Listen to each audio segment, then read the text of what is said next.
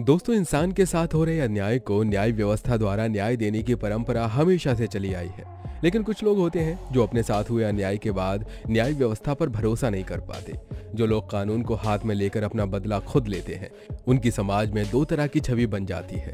दस्यु रानी फूलन देवी एक ऐसा ही नाम है जो सोचने पर मजबूर कर देती है कि उसके बारे में कैसी राय बनाना उचित रहेगा।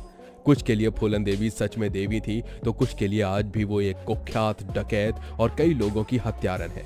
अब सवाल ये है कि आखिर एक छोटे से परिवार में जन्मी ये लड़की कैसे एक डकैत से लेकर दिल्ली के विधानसभा तक पहुंच गई, और क्यों कई लोगों के लिए भगवान तो कई लोगों के लिए शैतान बन गई। यही नहीं, ये इतनी मशहूर है कि बॉलीवुड ने इसके जीवन के ऊपर फिल्म तक बना डाली। तो चलिए बिना देरी किए जानते हैं फूलन देवी के बारे में।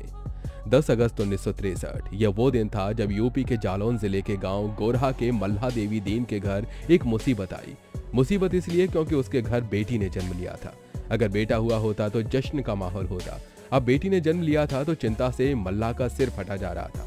चिंता उसको पालने की, चिंता उसको बड़ा करने की, और चिंता उसकी शादी की। देवी दीन ने अपनी बेटी का नाम रखा फूलन।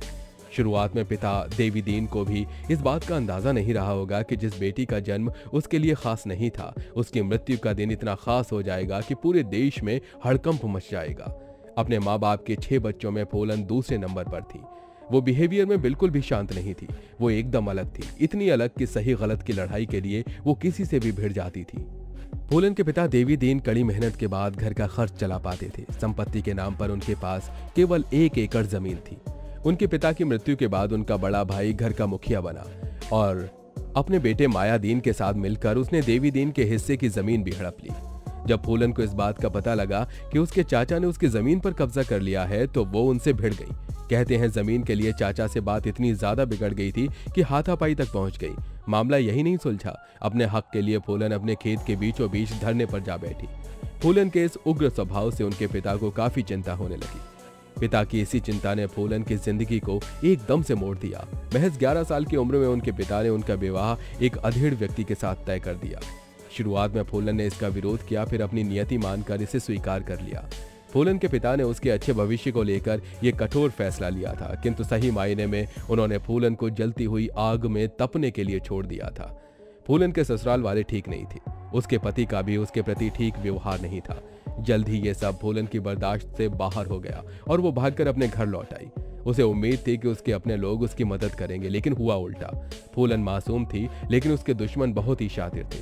उसके चचेरे भाई ने इस मौके का फायदा उठाकर एक झूठे आरोप में उसे जेल भिजवा दिया। वहां भी उसे शारीरिक शोषण झेलना पड़ा। जैसे तैसे वो जेल से निकली, किसी तरह उसका जीवन स्थिर हो गया।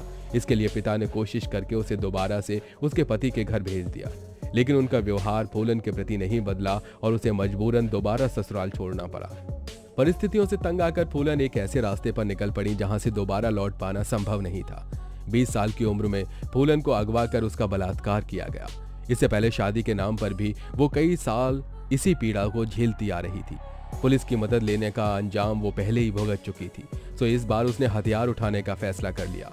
फूलन के जीवनी पर आधारित फिल्म बैंडिट क्वीन में लिखा है कि वो 20 साल की उम्र में अपने एक रिश्तेदार की मदद से डाकुओं के गिरोह में शामिल हो गई। हथियार उठाने के बाद सबसे पहले फूलन अपने पति के गांव पहुंची, जहां उसने उसे घर से निकालकर लोगों की भीड़ के सामने चाकू मार दिया और सड़क किनारे अधमरे हाल में छोड़कर चली गई। जाते जाते फूलन ने यह ऐलान भी कर दिया कि आज के बाद कोई भी बूढ़ा किसी जवान लड़की से शादी नहीं करेगा। हथियार उठा लेने भर से फूलन की परिस्थितियां नहीं बदली थी। गिरोह में भी उसे कई प्रकार की विकट परिस्थितियों का सामना करना पड़ा। गिरोह के सरदार बाबू गुज्जर का दिल फूलन देवी पर आ गया। वो बस उसकी शारीरिक भूख थी, जिसे मिटाने के लिए वो लगातार कोशिशें करता रहा। पहले उसने फूलन को बहलाने की कोशिश की। जब वो कामयाब नहीं हुआ तो एक दिन उसने फूलन के साथ जबरदस्ती की। विक्रम मल्हा, जिसका स्थान गिरोह में बाबू गुज्जर के बाद आता था, उसने इसका विरोध किया। इस विरोध के बावजूद भी सरदार नहीं माना और फूलन के साथ जबरदस्ती करने लगा, जिसके बाद विक्रम ने खुद बाबू की हत्या कर दी। बाबू गुज्जर की हत्या के बाद अगली सुबह विक्रम मल्हा ने खुद को गिरोह का सरदार घोषित कर दिया। इसी बीच उनके गिरोह में जेल से भागे 2 भाई श्री राम और लाला राम शामिल हुए, जिनके कारण गिरोह में फूट पड़ गई। बाद में उन्होंने विक्रम मल्हा को भी मार दिया और फूलन को बंदी बनाकर अपने गाँव बहमई ले आए। यहाँ फूलन को एक कमरे में भूखे प्यासे बंद कर दिया गया। बहमई में फूलन को जो घाव मिला वो उसके लिए अब तक का सबसे गहरा घाव बन गया। यहाँ उसके साथ केवल दुष्कर्म नहीं बल्कि सामूहिक दुष्कर्म हुआ। वहां मौजूद सभी ने बारी बारी से उसके जिस्म को जानवरों की तरह नोचा। फूलन ने इतना सहा कि शायद उसे मर जाना इसे ज्यादा अच्छा लगा था, लेकिन किस्मत ने उसके लिए कुछ और ही चुना था। उसके साथ हो रहे दुष्कर्म और दी जा रही पीड़ाओं की जानकारी उसके कुछ पुराने साथियों को मिली, जिसके बाद वे छुपते छुपाते फूलन के पास पहुंचे और फूलन को वहां से बचा कर ले गए। वहां से निकलने के बाद कुछ दिन बाद ही फूलन ने अपने साथी मान सिंह मल्लाह की सहायता से अपने पुराने मल्लाह साथियों को इकट्ठा करके गिरोह का पुनः गठन किया और खुद उसकी सरदार बनी। श्री राम और लाला राम के चंगुल से निकलने के 7 महीने बाद फूलन देवी को वो मौका मिल गया जिसका वो इंतजार कर रही थी। 14 फरवरी 1981 को प्रतिशोध की आग में उबल रही फूलन अपने गिरोह के साथ पुलिस के भेष में बहमई गांव पहुंची। यह एक शादी का आयोजन था जिसमें बाहरी गांव के लोग भी आए हुए थे। फूलन और उसके गिरोह ने बंदूक के जोर पर पूरे गांव को घेर लिया और ठाकुर जाति के 21 मर्दों को एक लाइन में खड़ा होने का आदेश दिया। उन 21 में से 2 उनके पुराने गिरोह के डाकू भी थे, लेकिन ये वो नहीं थे जिन्होंने फूलन के साथ दुष्कर्म किया था। अपने दुश्मनों को वहां न देखकर फूलन देवी बुरी तरह बौखला गई।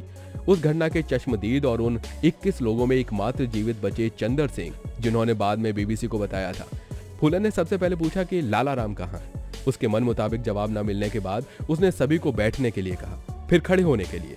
कई बार ऐसा करने के बाद अचानक से ही उसने अपने साथियों को फायर करने का आदेश दे दिया। सौभाग्य से चंदन सिंह अकेले ऐसे थे जो गोली लगने के बाद भी जिंदा रह गए। इस बेहमई नरसंहार के बाद फूलन बैंडिट क्वीन नाम से मशहूर हो गई। लूटपाट करना, अमीरों के बच्चों को फिरौती के लिए अगवा करना, आने जाने वाली लोरियों को लूटना फूलन के गिरोह का मुख्य काम था। कुछ सालों तक ये चला, फिर वो किसी तरह से वो आत्मसमर्पण के लिए राजी हो गई, लेकिन इसके लिए उनकी अपनी शर्तें थीं। वो जानती थी कि उत्तर प्रदेश पुलिस उसकी जान की दुश्मन है, इसीलिए अपनी पहली शर्त के तहत मध्य प्रदेश पुलिस के सामने ही आत्मसमर्पण करने की बात कही। दूसरी शर्त के तहत उन्होंने अपने किसी भी साथी को सजाए मौत न देने का आग्रह किया। तीसरी शर्त के तहत उसने उस जमीन को वापस करने के लिए कहा जो उसके पिता से हड़प ली गई थी। साथ ही उसने अपने भाई को पुलिस में नौकरी देने की मांग की। फूलन की दूसरी मांग को छोड़कर पुलिस ने उसकी बाकी सभी शर्तें मान ली। इस तरह फूलन ने 13 फरवरी 1983 को मध्य प्रदेश के भिंड में आत्मसमर्पण किया। फूलन देवी पर 22 कत्ल, 30 लूटपाट और 18 अपहरण के मुकदमे चलाए गए। इन सभी मुकदमों की कार्रवाई में ही 11 साल बीत गई। सन 1993 में मुलायम सिंह की सरकार ने उन पर से सारे मुकदमे हटाकर उन्हें बरी करने का मन बनाया। यही नहीं, 1994 में उसे रिहा कर दिया गया। अपना अधिकांश जीवन बीहड़ और जेल में गुजारने के बाद 1996 में फूलन ने राजनीति में जाने की राह बनाई, जिसके बाद समाजवादी पार्टी के टिकट से मिर्जापुर की सीट जीतकर वो सदन का हिस्सा बनी। इसका 2 बार जीतना ये दर्शाता है कि कहीं न कहीं उसने जनता के दिल में अपनी जगह बना ली थी। लेकिन कहते हैं ना कि अतीत किसी का पीछा नहीं छोड़ता, वो किसी न किसी रूप में सामने आ ही जाता है। 25 जुलाई 2001 ये फूलन देवी के लिए वही दिन था। इसी दिन उनके आवास के सामने ही शेर सिंह राणा नामक व्यक्ति ने उसकी गोली मारकर हत्या कर दी। हत्या के बाद शेर सिंह राणा ने इस बात को स्वीकार किया कि उसने फूलन देवी को मारकर बहमई नरसंहार का बदला लिया। उसने ये भी कहा कि उसने बदला लेना भी फूलन देवी से ही सीखा। फूलन देवी को लेकर लोगों की अलग अलग राय है। कुछ उसे नरसंहारक के रूप में देखते हैं तो किसी के लिए वो दुष्टों का नाश करने वाली देवी है। लेकिन यहाँ हमें पहले ये सोचने की जरूरत है कि फूलन देवी ने अपने जीवन में जो भी किया उसके लिए दोषी किसे माना जाए। उसके पिता को जिसने छोटी उम्र में उसे एक अधेड़ के पल्ले बांध दिया, या उस पुरुष का जिसने एक बच्ची पर दया नहीं की, या फिर उन दरिंदों को जिसने फूलन को लगातार नोचा, या उस प्रशासन को जो फूलन को न्याय दिलाने में असमर्थ रही, या फिर खुद फूलन को। ये अब आप ही तय करिए। तो दोस्तों आज के लिए बस इतना ही। उम्मीद है आपको ये वीडियो काफी ज्यादा पसंद आया होगा। वीडियो अच्छा लगा हो तो वीडियो को लाइक करिए, साथ ही अपने दोस्तों के साथ शेयर करिए, और अगर आप हमारे चैनल पर नए हैं तो नीचे दिए गए लाल बटन को दबाकर चैनल को सब्सक्राइब जरूर कर लीजिए।